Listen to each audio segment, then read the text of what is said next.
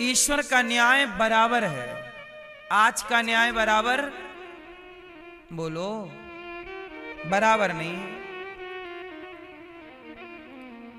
आपके पास पैसे हैं तो आपको, आपकी गलती है तो भी आप छूट जाएंगे, और पैसे नहीं हैं तो आपकी बिल्कुल गलती नहीं है तो भी आपको जेल में डाल दिया जाएगा अपराधी कह के। बोलो हाँ। अब तो सरकार कानून ऐसे भी बना रही है नए नए, जहां पर सामने वाले ने आपको आरोप लगा दिया कि आप गलत हैं, चाहे वो झूठा ही आरोप लगा दिया हो, आप तो सफाई भी नहीं दे सकते। अच्छा एक बात बताओ, मैंने आप पर कोई आरोप लगा दिया तो आरोप सही है कि गलत है, इसकी जांच होनी चाहिए कि नहीं? बोलो। लेकिन सरकार ने अब नए जो कानून बनाए हैं उसमें सरकार का कहना है कि जरूरत नहीं है जांच करने की। किसी ने आपको कह दिया कि आप गलत हो तो बस आपको जेल में जाना ही पड़ेगा, और उसकी जांच करने की जरूरत नहीं है। अब ये कानून आ रहे हैं नए। बोलो हाँ। अब बताइए ये न्याय है कि अन्याय है? तो सरकार न्याय के एक कदम है पास के अन्याय के एक कदम पास है। अन्याय पहले ही कम था कि सरकार और अन्याय करना चाहती है। इसलिए हम कहते हैं कि देखो, बहू अपने सास ससुर पर दहेज का केस लगा देती है। आप जानते होंगे कितनी बहुएं हैं जो गलत केस लगा देती हैं? बोलो हाँ। कितनी लड़कियां हैं जो किसी लड़के पे झूठा ही बलात्कार का केस लगा देती है। ये बात सही है कि गलत है? कितने लोग हैं जो अपने अधिकार का दुरुपयोग कर देते हैं। समाज में ऐसे लोग हैं जिन्होंने गलतियां नहीं की पर झूठा आरोप लगा दिया गया और बेचारे जेल चले गए। अब बताइए कि किसी ने झूठा आरोप आप पे लगाया है तो उसकी जांच होनी चाहिए कि नहीं? बोलो। पर सरकार कहती है नहीं, जांच की जरूरत नहीं है। किसी ने बोल दिया आप गलत हैं, मतलब आप गलत, बस। इसे क्या कहेंगे? इससे बड़ी मूर्खता हो सकती है? इतने अंधे तो धृतराष्ट्र भी नहीं थे, है ना? सबसे बड़े अंधे धृतराष्ट्र ही थे, पर वो भी इतने बड़े अंधे तो नहीं थे। जांच तो करा लो भाई साहब। जांच ये नहीं होगी, बोले जांच की जरूरत नहीं, अंदर चलो जेल में। अभी कुछ दिन पहले हमारे देश में एक आदमी को जेल में डाल दिया, 40 साल जेल में रहा। 40 साल के बाद उसे न्याय दिया सुप्रीम कोर्ट ने कि यह व्यक्ति निर्दोष है। 40 साल बाद न्याय क्या मिला? निर्दोष है। और आरोप क्या था? 100 रुपए की धोखाधड़ी। कितने रुपए की? 100 रुपए की। वो राज परिवहन बस नहीं चलती थी सरकारी, पहले सरकारी बस, उस सरकारी बस का कंडक्टर था। 100 रुपए का उस पर घूस लेने का या टिकट ना काट कर चढ़ा लेने का यात्री को आरोप था। उस 100 रुपए के केस में 40 साल लग गए न्याय देने में। और न्याय जब मिला तो क्या मिला कि ये आदमी निर्दोष था। इसने कोई ऐसी बात कही नहीं, किसी ने झूठा ही आरोप लगा दिया। तो किसी के झूठा कहने से सरकार ने जांच नहीं की कि वो सही बोल रहा कि गलत। वो जेल में 40 साल। अब बताइए ये न्याय है? ये है नेताओं का न्याय?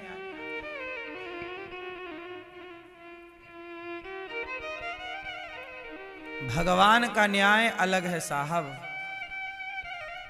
अरे उसने आरोप लगाया तो एक बार आरोप की भी तो जांच हो कि सही है कि गलत। और चलो 1 महीना 2 महीने में न्याय मिल जाए, 1 साल के अंदर न्याय मिल जाए, लेकिन न्याय 40 साल। अब वो 40 साल जेल में रहा, अब उस 40 साल में तो उसकी जिंदगी खत्म हो गई ना, होगी खत्म कि नहीं।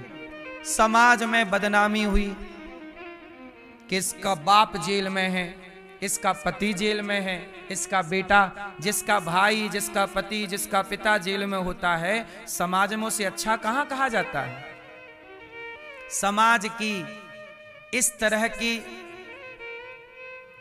दबाव में वो रहे, लेकिन कोई नहीं सुनता यहां साहब। अंधा कानून, बहरे लोग, इससे बड़ी मूर्खता क्या होगी समाज की। इस देश में न्याय नहीं, न्याय के लिए आप लड़ते रहो, देते रहो वकीलों को पैसे, पैसे खर्च होंगे, बस न्याय नहीं मिलेगा। न्याय के नाम पे मिलती हैं तारीखें, तारीख पे तारीख, तारीख पे तारीख। तारीख क्यों मिलती है हमारे यहाँ? क्योंकि तारीखों पे हमारे यहाँ ना एडवोकेटों की फीस चलती है। जल्दी न्याय हो जाएगा तो एडवोकेट को पैसा कौन देगा, इसलिए लंबा लटकाते हैं केस, ताकि जितना लंबा रहेगा हर बार में 1000, 2000, 5000 चित्त है। समझ रहे हैं लेवल भ्रष्टाचार का।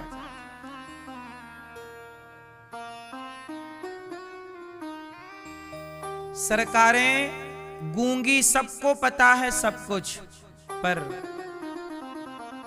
अंधेर नगरी चौपट राजा, टके शेर भाजी ठके शेर खाजा, ये पढ़ा था, देखने को मिल रहा है। थी अंधेर नगरी थानबूज राजा, टके शेर भाजी टके शेर खाजा। अंधेर नगरी और चौपट, चौपट राजा। ऐसा है न्याय इस देश का। क्या कहें, किससे कहें, उम्मीदें भी तो अब नहीं है अब किसी से। जिनसे उम्मीदें थी वही ऐसे कानून ले आए, कह रहे हैं कि अब जांच ही नहीं होगी, तुम आरोप किसी ने लगाया सीधे अंदर जाओ, कोई जांच की जरूरत नहीं।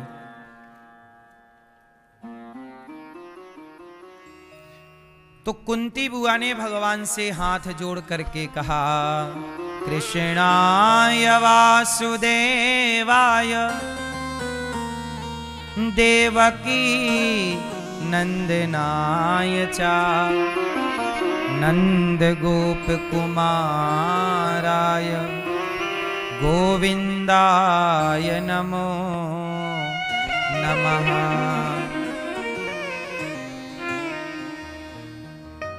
कुंती बुआ ने हाथ जोड़कर कहा, कृष्णाय वासुदेवाय देवकी नंदनाय च। हे कृष्ण, हे देवकी पुत्र, यशोदा पुत्र, हे नंद पुत्र, मैं आपको प्रणाम करती हूं। नमः पंकज नाभाय, हे प्रभु आपके चरणों में कमल नयन कृष्ण आपको प्रणाम है। भगवान बोले, बुआ क्यों प्रणाम कर रही हो? कुंती बुआ बोली, आज मैं आपसे कुछ मांगना चाहती हूं। मांग लो। क्या मांगती हो बुआ? आज कुंती बुआ ने कहा, हे श्याम सुंदर, जो हम मांगेंगी आप हमें दोगे? हाँ हाँ मांग लो। कुंती बुआ ने आज भगवान से क्या मांगा? विपदा संतु नः शश्वत तत्र तत्र जगत गुरु। हे प्रभु, हमें विपत्ति दे दीजिए। हमें क्या दे दीजिए? जोर से, विपत्ति। क्या चाहिए? विपत्ति। कन्हैया मुस्कुराए, बुआ क्या मांग रही हो? सारी दुनिया सुख मांगती है, आप दुख मांग रही हो। कुंती बुआ बोली, दुख क्या करोगी? भगवान कृष्ण बोले, दुख क्या करोगे बुआ, दुख का क्या करोगी? कुंती बुआ बोली, श्याम सुंदर, जब से जीवन में सुख आया है तब से हमें डर लगने लगा। क्या? बोले, सुख में ये डर लग रहा है प्रभु कहीं हम आपको भूल ना जाएं, क्योंकि सुख में भगवान को भूलने की संभावनाएं ज्यादा है। हमें डर लग रहा, हम भूल ना जाएं। कुंती बुआ ने कहा, हे प्रभु हमें दुख दे दो। हमें क्या दे दो? भगवान बोले, बुआ दुख भी कोई मांगने की चीज है? आज तक किसी ने दुख नहीं मांगा। कुंती बुआ बोली, प्रभु जब से हमारा बेटा राजा बना है, हमें तो डर सता रहा है। हमें प्रभु ऐसा दुख दे दो जिस दुख में प्रभु केवल आपकी याद बनी रहे, आपको भूलू ना। हे नाथ, मैं आपको कभी भूलू नहीं। भगवान को मैं भूल जाऊं तो ऐसे सुख का क्या करूंगा जिस सुख में हम भगवान को भूले बैठे हों। बढ़िया तो वो दुख है जो भगवान की याद तो दिलाता है। बोलो हाँ, भगवान की क्या दिलाता है? याद। दुखों से अगर चोट खाई ना होती तो कन्हैया तेरी याद हमें आई ना होती। दुख बहुत अच्छी चीज, दुख अच्छे हैं कि बुरे हैं, मैं ये नहीं कहता कि दुख अच्छा है कि बुरा है। मैं ये कहता हूं कि ऐसा सुख बिल्कुल अच्छा नहीं है जो सुख हमें भगवान से दूर कर दे। दुख ही अच्छा, ऐसा दुख भी अच्छा जो भगवान के पास ले जाकर के खड़ा कर दे। कुंती बुआ बोली, जब जब जीवन में दुख आया तो आपकी याद ज्यादा आई। अब सुख आ गया तो डर रही हूं कि कहीं मैं आपको भूल ना जाऊं। दुख आया, अच्छा एक बात समझो, हमारे देश के साधु संत सब छोड़ के फटे चीथड़े कपड़े पहन के काहे घूमते रहते हैं? ऐसा है कि संत लोग भ्रमण करते रहते हैं, कभी इस पेड़ के नीचे बैठे हैं, कभी उस पेड़ के नीचे। क्यों? हम अच्छे महंगे गद्दों में, अच्छे कमरों में सोएंगे तो खा पी के सो जाएंगे, लेकिन जो फुटपाथ पर है, जो दुख उठा रहा है, वो ज्यादा भगवान को याद कर रहा है। आप ही बताओ, सुखी व्यक्ति भगवान को ज्यादा याद कर रहा है कि दुखी व्यक्ति? बोलो।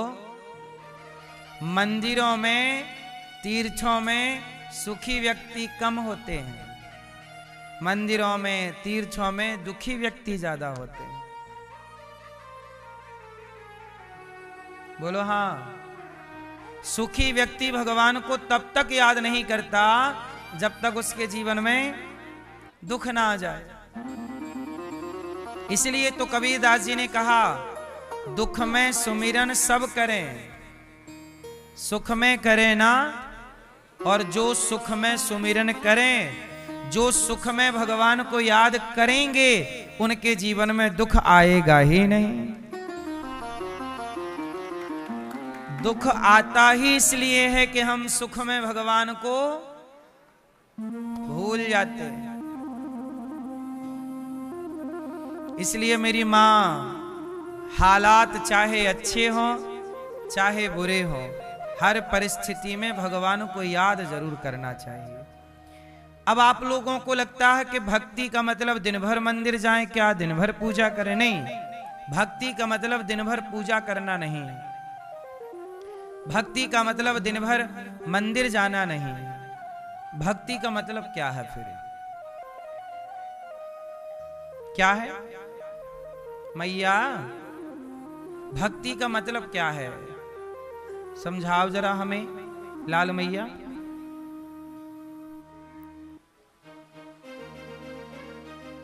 मैया, चश्मा वाली मैया पीछे बताओ, भक्ति का मतलब क्या है? क्या है मेरी मां? क्या है? सुनो, भक्ति का मतलब है कि हम मंदिर ही जाएं तो भक्ति कहलाएगी ना। आपको समय मिले तो मंदिर जाया करो, समय ना मिले तो मंदिर जाने की जरूरत नहीं है। समय मिले तो पूजा कर लो, भगवान को स्नान करा दो, प्रणाम कर लो। समय नहीं मिला तो कोई बात नहीं, दूर से हाथ ही जोड़ लो। लेकिन भक्ति क्या है फिर? तो सुनो, भक्ति क्या है? भक्ति का अर्थ है कि ईमानदारी से अपने कार्य को करना। जैसे आप किसान हैं, ईमानदारी से आप किसानी कीजिए, ईमानदारी से अपना कार्य करिए और काम करते हुए भगवान को याद करते रहिए। काम छोड़ के माला जपने की जरूरत नहीं है, काम करते हुए नाम जपो। ठीक है, ये भक्ति है।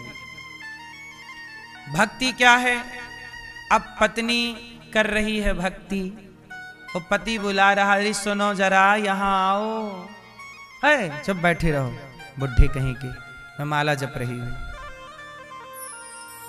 अब पत्नी जप रही है माला, राम राम राम, पति बुला रहा यहां आओ। अब पत्नी बोली मैं माला जप रही हूं। अब पत्नी को लग रहा कि मैं भक्ति कर रही हूं। भक्ति नहीं कर रही हो, काम चोरी कर रही हो। ये काम चोरी है। अब पति लोग,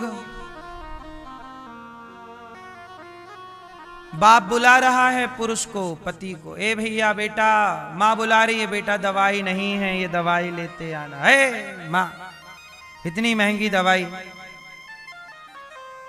माँ भूखी मर रही है, माँ प्यासी मर रही है, बेटा को टाइम नहीं है देखने के लिए। दिन भर दुकान, दिन भर काम, दिन भर पैसा, ये भी आपकी काम चोरी है।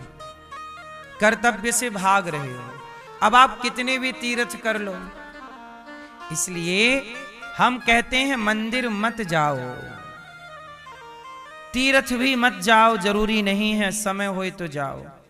लेकिन तुम्हें जो जिम्मेदारी विधाता ने दे रखी है, अपने कर्तव्यों को ईमानदारी से तो कर लो। आप डॉक्टर हैं, ईमानदारी से मरीजों की सेवा करो, यही आपकी भक्ति है। उसको बचाने का प्रयास करो। अब आजकल हमारे देश में डॉक्टर क्या करते हैं, तुम्हारा मरीज जिंदा रहे या मर जाए, पहले पैसा जमा करो 2 लाख रुपया, तब हम हाथ रखेंगे। क्यों? ऐसी है ना।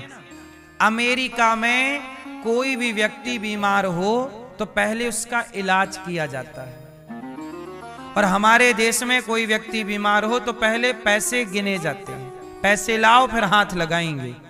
क्यों जी, ये बात सही है कि गलत है? बिना पैसे जमा कराए हमारे देश के हॉस्पिटलों में इलाज भी चालू नहीं होता, चाहे मरीज इलाज के अभाव में मर जाए। ये बात सही है कि गलत है? लेकिन अमेरिका में ऐसा नहीं है। अमेरिका में कोई भी यदि सड़क में मिल गया या कहीं भी, तुरंत उसे हॉस्पिटल और उचित इलाज, और इलाज होने के बाद उससे पैसे लिए जाएंगे। और पैसे नहीं है, माना कि किसी के इलाज में 10 लाख लग गए और पता चला ये तो बहुत गरीब आदमी है, तो फिर उसका इलाज फ्री होगा। यदि वो देने योग्य है तो लिया जाएगा, और देने योग्य नहीं है तो।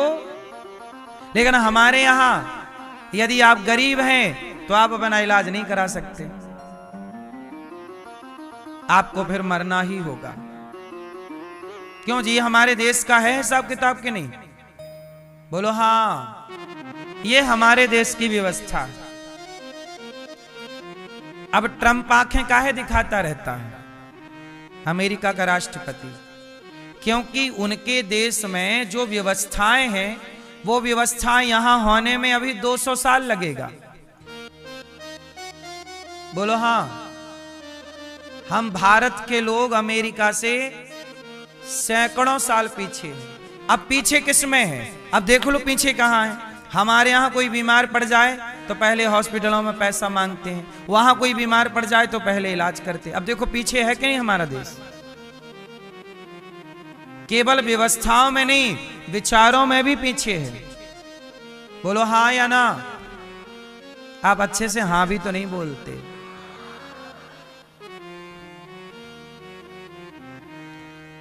इसलिए हमारे देश में भ्रष्टाचार ज्यादा है।